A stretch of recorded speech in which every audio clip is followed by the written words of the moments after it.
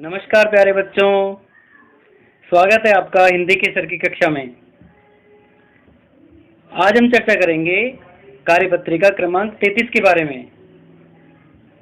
चलिए शुरू करते हैं। बच्चों, आज की आपकी कार्यपत्रिका का विषय है अलंकार। इसके बारे में आज हम चर्चा करेंगे। मनुष्य एक सौंदर्य प्रिय प्राणी है, अर्थात अधिकांश मनुष्यों को सुंदरता आकर्षित करती है।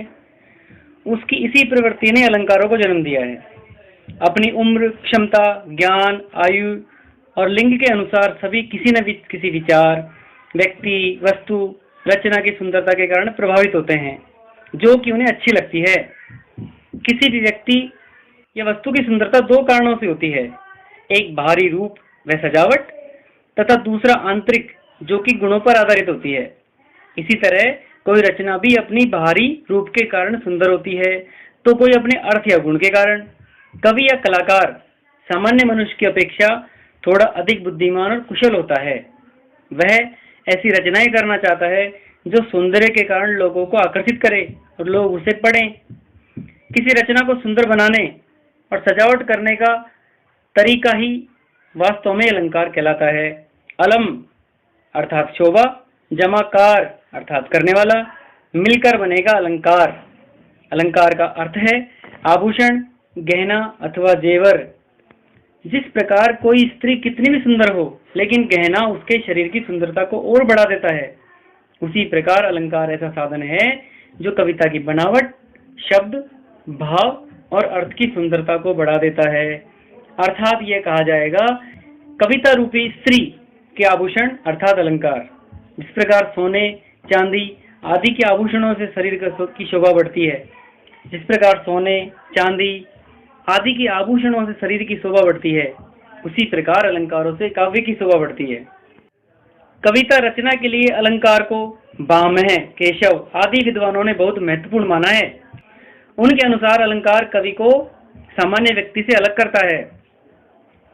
जो रचनाकार होगा वह जाने या अनजाने में अलंकार का प्रयोग करेगा ही। इनका प्रयोग केवल कविता तक सीमित नहीं वरन इसको गद्य में भी देखा जा सकता है। चलिए अलंकार के बारे में विस्तार पूर्वक जानते हैं। बच्चों, सबसे पहले अलंकार का भेद है शब्द अलंकार।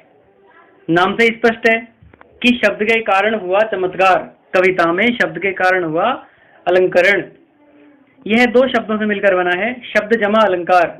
इसमें कविता की सुंदरता शब्द पर आधारित होती है, अर्थात शब्द के बदल देने पर अलंकार या सौंदर्य या चमत्कार नष्ट हो जाता है।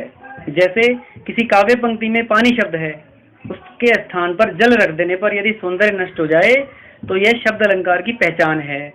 शब्द के दो रूप हैं, ध्वनि जो सुनाई पड़ता है और अर्थ जो समझ में आता है। ध्वनि के आधार पर शब्द अलंकार बनता है। इस अलंकार में वर्ण या शब्दों की लयात्मकता या संगीतात्मकता होती है, अर्थ का चमत्कार नहीं। शब्द अलंकार का आधार वर्ण, शब्द और वाक्य होते हैं। बच्चों, शब्द अलंकार के मुख्य भेद मैं आपको बता रहा हूं। प्रमुख भेद इस प्रकार हैं। पहला भेद है जिसको हम पहला अलंकार भी कह सकते हैं, अनुप्रास अलंकार। अनुप्रास शब्द अनु तथा प्रास दो शब्दों के योग से बना है। अनु का अर्थ है बाद में, प्रास का अर्थ है निकट रखना, अर्थात किसी वर्ण को बार बार एक के बाद एक रखना, यानी वर्ण की आवृत्ति। जैसे विहसी लखन बोले मृदुबानी, अहो मुनि से महाबट मानी। द्वितीय पंक्ति में मुनीश का माँ, महाभट का माँ, मानी का माँ, यानी तीनों ही शब्दों में माँ वर्ण की आवृत्ति है। इसको हम कहेंगे अनुप्रास अलंकार। शब्द अलंकार क्रमांक 2, यमक अलंकार। बच्चों, जब किसी काव्य पंक्ति में एक ही शब्द का एक से अधिक बार प्रयोग हो और हर बार उसका अलग अलग अर्थ निकले तो वहां पर यमक अलंकार होता है। एक उदाहरण आपके लिए दे रहा हूं मैं।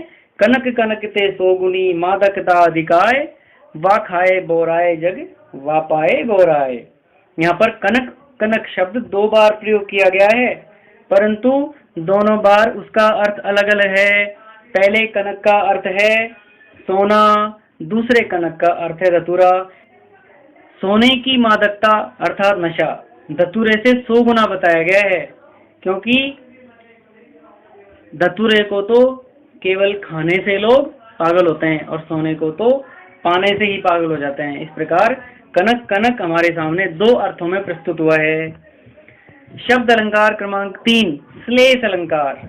बच्चों, श्लेष का शाब्दिक अर्थ है चिपकना, अर्थात एक ही शब्द के अनेक अर्थ चिपके हुए हों, यानी कविता में एक ही शब्द के अलग अनेक अर्थ निकले, अलग नहीं अनेक अर्थ निकले, वहां श्लेष अलंकार होता है। एक उदाहरण दे रहा हूं आपके लिए। कदली सीप भुजंग मुख, स्वाति एक गुण 3, जैसी संगत बैठिए तैसो ही फल दीन। यहाँ पर स्वाति नक्षत्र की बूंद का 3 अर्थों में प्रयोग किया जा रहा है। कदली के मुख में जाने से कपूर बन जाती है, सीप के मुख में जाने से मोती बन जाती है और सर्प के मुख में जाने से जहर का रूप धारण कर लेती है। इस प्रकार एक ही शब्द के 3 अर्थ निकलेंगे। तो बच्चों, अगली कार्यपत्रिका का हल जल्दी प्राप्त करने के लिए मेरे चैनल को अवश्य सब्सक्राइब करें और साथ में घंटी भी दबाएं। अगर आपको शब्द अलंकार के बारे में अभी भी कुछ समस्या रह गई है तो मुझे कमेंट बॉक्स में लिखकर अवश्य पूछ सकते हैं। मिलते हैं आगे के अलंकारों के भेद के साथ। तब तक के लिए नमस्कार, धन्यवाद।